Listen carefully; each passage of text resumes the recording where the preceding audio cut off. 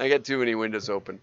Okay, why snail mail will speed up your business growth. And what I was kind of hoping for on this article was that it was going to be about scalability, and that scalability is better in mail than in most media because you can get lists. You can get lists of all the businesses. As I told IBM, when they asked me how many businesses are there in America, I said, well, between 10 and 14 million, depending on how you count.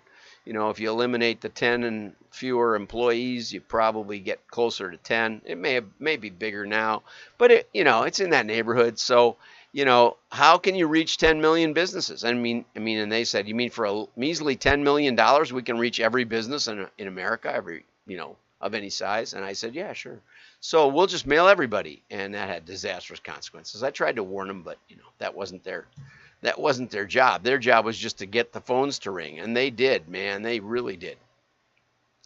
But 30 years ago, George Bush did an interview, and he said that the thing that made him most successful was writing personal notes. He tries to do 10 every day, 10 personal notes to anybody who came to mind. And so this guy, Brian Buffini, said that he decided to do it. And for 30 years, he's been writing notes of gratitude every day for 30 years later. And I did that a little bit, but I only did 2, and I tried to make them interesting. So I put Dilbert cartoons on the cover, and it was a little bit more work than I really wanted, trying to think of something to say and put it in an envelope and all that. But I'm going to get back and do it some more. And if you got one of those, let me know if you liked it, because I didn't get much feedback, and maybe I needed to do 10 instead of 2, which is another problem. Direct mail is complicated compared to sending a little chat message on LinkedIn. Okay, so there's something really special about receiving a personalized letter that's been written especially for you. I actually created my own type font because I have trouble, I slant down or up depending on my mood, and some of my handwriting is mostly illegible. So I hand wrote the outside envelope, and then I went and typed so I could think better. I typed it inside and printed that out on my printer, and then I fold it and put on the cartoon, and maybe it is a little too much work. But you can decide. This article has got some great tips though on how to write this, and one tip was to put the personal note on your computer. He wrote to Neil Armstrong, who was not doing any personal appearances, and he just kept writing him notes. And finally, Neil said, "If I come, will you stop writing me all these notes?" So I don't know if that means he valued the notes or he valued stopping the notes. But anyway, it was powerful, and he got him to come. And so at this company, they've sent out nearly 1 million notes a year to their valued customers. So at 10 a day for 200 business days, that's 2,000 per person. So that means they have 500 staff doing it 10 every day. That's just a guess. Don't do math on the fly on a live stream. It's always difficult. If you can correct my math, do it live over on the chat messages. But anyway, he says leave 10 note cards on your keyboard each night, and before you even switch on your computer. We might start a lot later if I had to do that. Here's a formula. Visualize the person, identify their needs or what they're experiencing, either a happy or a challenging time. Think about their personal experience. Have they recently gotten a new pet? And then I don't know where you get this data. On LinkedIn, yeah, sometimes people will post a pet message. Focus on their passions and pastimes. What does he or she support? Ask yourself, how can I make this person's day? Okay, so that's a pretty good article. I like that. And again, if you subscribe to WDMA.org, it's free. You get the show notes every day, and you can read the rest of the article that I left out. Here's an article by Henry DeVries on how to reach the C-suite audience with direct mail. And You know, direct mail, B2B direct mail kind of took a hit, a big hit. And I called one of my B2B marketers that had been a pretty big client of mine over the years, and we keep in touch. And I said, "How'd you do?" And they said, "Sales are pretty much even. We're even in 2020 with 2019, so we're pretty happy with that." Um, and they said, I said, "Did you keep doing some of that mail that we, crafted out?" And they said, "Yes, we did." And I said, "How did you do it?" And they said, "Well, first of all, we sent something valuable. We told them we were going to send something valuable. It was a revival of the sample club that we built in 1984.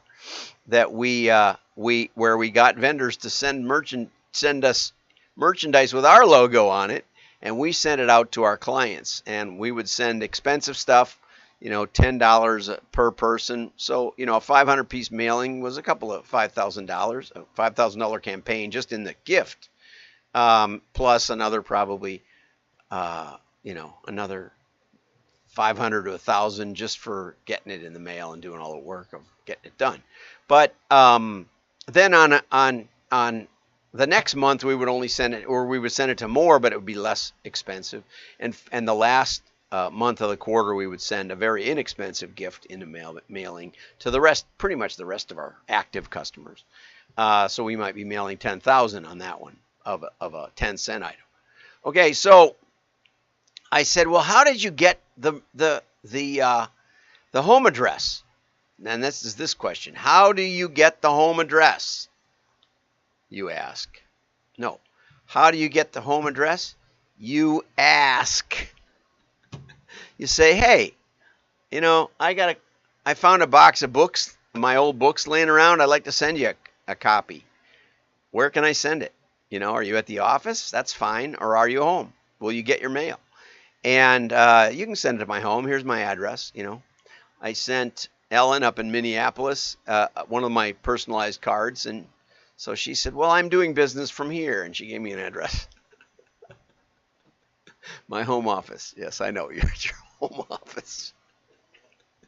The U.S., the North American headquarters of the European company she works for. So anyway, so have your salespeople ask them for their home address if you're going to send them something. And if you're going to send them something and you're going to ask, then have it be valuable enough that they'll give it to you and they don't mind. Bypassing the gatekeepers. There you go. So this is another good article, and it allows them to start a conversation. And they actually have a triggered direct mail campaign even for abandoned shopping carts in their B2B company. So I think it's great. 1, tactical marketing automation platforms offers campaign flexibility. 2, give them a touch point. Make it into a follow-up conversation. I got a beautiful fleece. I had it on last night because it's cold in Wisconsin in the middle of July, if you can believe it. And beautiful fleece for free. I called the sales rep back, never got a call. I called the president of the company and said, "I really like the fleece you sent me for free." I filled out a little thing to say get free samples. No follow-up. Can you believe it? No one has ever followed up except the CFO who I'm connected with on LinkedIn. But just to say, "Really? No follow-up?" I said, "Nothing." There was a stocking cap in there. There were some weird socks. There was this beautiful fleece. It came in a nice box, a catalog inside with a business card stapled to it. They went to a lot of trouble. I wouldn't have gone to way that much trouble. But I would have put some pens in there too. But they wanted to emphasize that they had wearables. And the trouble with wearables is you need a pretty big company to make it work. So I had one more thing to show you about how B2B can work. This, you can't probably see it. I don't know if you can see it. This is a handwritten MIG marketing note I got from TNR Batteries in Santa Ana, California. And it's in an envelope. That's always good. It's hand addressed, which makes it look important. It got past the gatekeeper. Mostly I'm the gatekeeper. But it got opened. And here's a business card. Oh, I didn't see the business card in here before. There's a business card from TNR Batteries. And the funny part is our batteries are beeping behind me. And my IT guy said, I don't know where we got those batteries. And I didn't either. And I found this laying around on my desk. Guess what? Mail. TNR batteries. It's been saved. And it came, I double checked the postcard. The postmark, 18th of September, 2020. Almost a year ago. Almost a year ago they mailed that. And I kept it. I didn't know where I kept it. I didn't remember keeping it. But I was working on another project and I ran across it. And now I know where to get those replacement batteries that we got. Just because they followed up with a little bitty postcard. They could have just sent the postcard. It would have saved up some money. But I was intrigued by the personalized. And they did their return address with a sticker, which I thought was funny. It's a little sticker. See the sticker? It's just stuck on there. Anyway, mail works. You want their home address? Send something valuable. It doesn't have to be super valuable. And, you say, well, we sell industrial tools. Well, heck, put a bolt in it. Just put it in something that'll rattle around. Where's my bolt? There's a bolt here. This is this this is an archived item. We actually put a label on it for Miglash Marketing once and sent one of these to Cognos, which is still around, because they had a product that would review data. That's around to it, yeah. It would review data, but it would error out. But then if you hit enter, it would keep going. So we figured out that I had this yo-yo that I used to play with when I was trying to think, and we could put it on the enter key and just hold the enter key down and walk away, and it would make it through.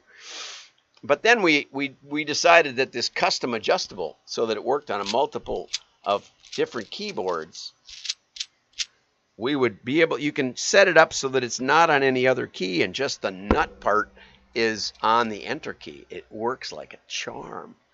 Anyway, but we used to talk about the yo-yo option, running the yo-yo option on their software. And finally, one of their tech people, high up tech people, or the product manager at Cognos, calls me up and says, you keep talking about the yo-yo option in our software. What the heck is that? I said, you don't want to know. They said, we don't have a yo-yo option. Yes, you do. I told the story. And so we were legendary at that company because of. So anyway, wrap up a bolt, put it in a cardboard, priority mailbox, something like this. Here's that mailer I was talking about that we did. It's got stuff in it. Knock it around. It'll get opened, and probably it'll get past the gatekeeper. Do something interesting. Think about it. The sky's the limit in mail. And if it's, a company that's worth 150 grand a year or something, it's worth a bolt. And then call them up. Make sure you follow up. Have a great day. I hope you enjoyed it. Like and share. Your friends will know you're smart.